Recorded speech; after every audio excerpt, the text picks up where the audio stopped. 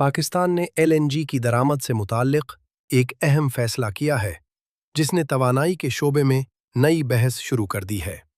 हुकूमत ने हाल ही में एलएनजी के 2 स्पॉट कार्गोज के लिए आने वाली सबसे कम आलमी बोलियों को कबूल करने से इनकार कर दिया है। हालांकि ये पेशकशें बैनुल-अक़वामी मार्केट में काफ़ी मुसाबकती समझी जा रही थीं। ज़राए के मुताबिक इन बोलियों में बड़ी आलमी कंपनियों ने हिस्सा लिया था, जिनमें BP सिंगापुर और total energies gas and power limited शामिल हैं। पाकिस्तान एलएनजी लिमिटेड ने इन दोनों कंपनियों को आगाह कर दिया है कि इनकी पेशकशें कबूल नहीं की गईं। हुक्काम का कहना है कि इस फैसले के पीछे एक बड़ी हिकमत अमली कार फरमा है। हुकूमत को उम्मीद है कि कतर के साथ तवीलुल मुद्दती मुआहिदों के तहत पाकिस्तान को एलएनजी निस्बतन कम कीमत पर दस्तयाब हो सकती है।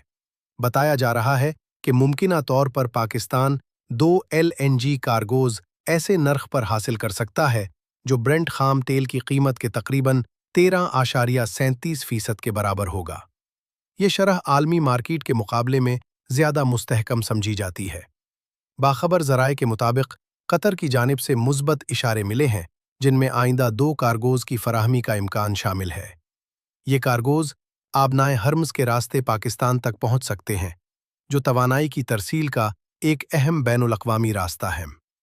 तवानाई माहिरीन के मुताबिक हुकूमत का ये फैसला तवीलुल मुद्दती तवानाई सिक्योरिटी की तरफ एक कदम है।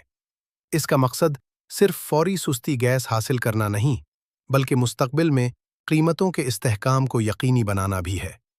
ताहम कुछ माहिरीन का कहना है कि स्पॉट मार्केट में सुस्ती बोलियों को नज़रअंदाज करना एक रिस्क भी हो सकता है, क्योंकि आलमी कीमतें बदलती रहती हैं।